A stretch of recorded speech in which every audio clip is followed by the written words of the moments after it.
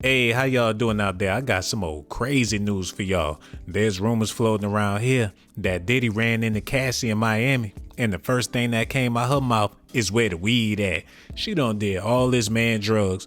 They said she was a nymphomaniac. He had to keep on supplying her with BBCs just to keep her satisfied.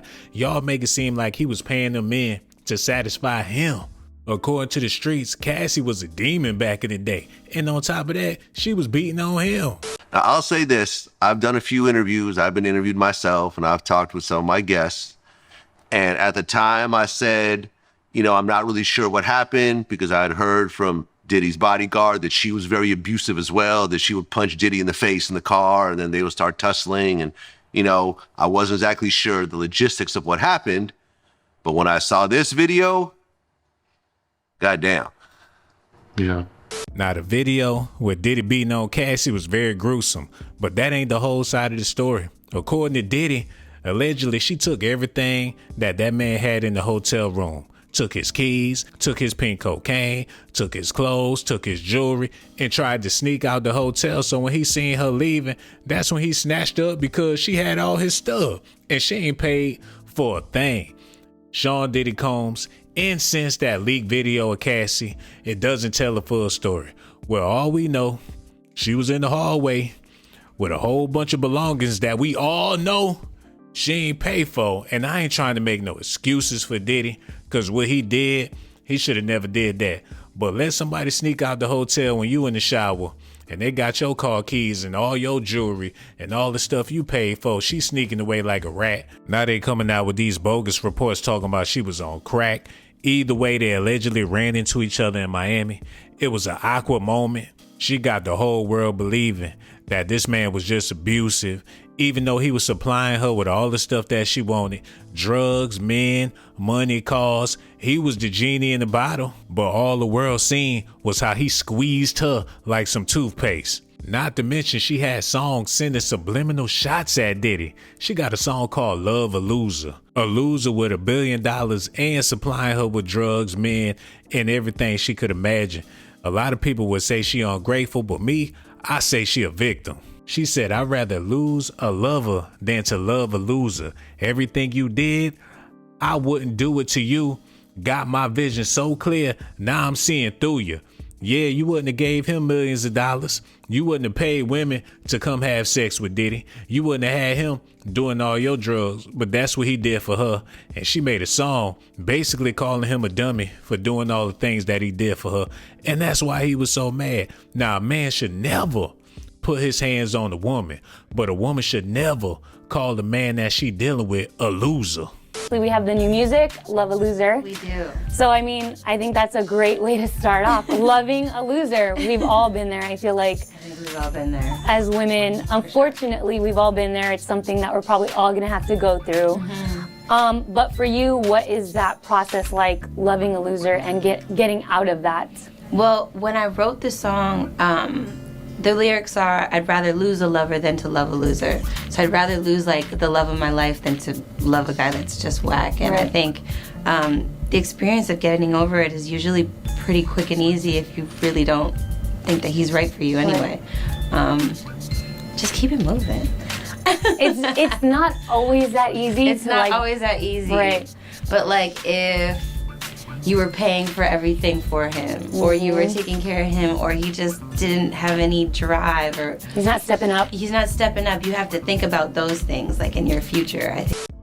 Diddy must have wrote that song for her, about her, because ain't no way she was talking about Diddy. Everything she described in Loving the Loser is exactly what Diddy was doing when he was dealing with this woman. She ain't had no platinum hits. She ain't do nothing notable. This man got Grammys. He don't travel the world. He don't been in movies. He don't sign all different types of artists that sold all different types of records. And she got the audacity to talk about she loving a loser. And on top of that, they saying she was on crack. Now, I know this is the time to be kissing Cassie's behind, but come on, y'all. We got to be real about this stuff. Why would Diddy be supplying her with all these drugs and stuff if she ain't want it? she was a younger woman dealing with an older man. Y'all know this man can't get it up. He got to do drugs just to get up out of bed in the morning. So all them BBCs just was to keep his young female satisfied. Sean P. Diddy Combs, former head of security, says he witnessed Combs and Cassie's drug usage. So she was on it hard. Diddy would do a little something. His heart would have gave out if he would have did too much. But Cassie was young. She was flexible and obviously delusional, talking about loving a loser. Maybe she wrote that song with a Diddy mask on while she was looking in the mirror. I don't know, but it don't make no sense to me. Either way, allegedly, they ran into each other in Miami. They stared each other down for a little bit, and then she had the nerve to allegedly ask this man where the weed at. They said Diddy almost hit the floor. She got all his money in her bank account, and she's still ungrateful. It's sort of like she never loved this man to begin with.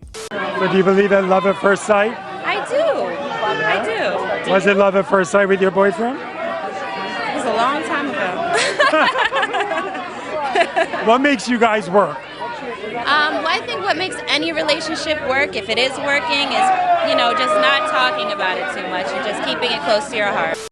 That man asked her if she believed in love at first sight. She said yes. He asked her, was that the case when she met Diddy? She said it was a long time ago, like she 100 and some years old. She don't even remember the first time she laid eyes on Diddy, but she remember the first time he bought her a Gucci purse.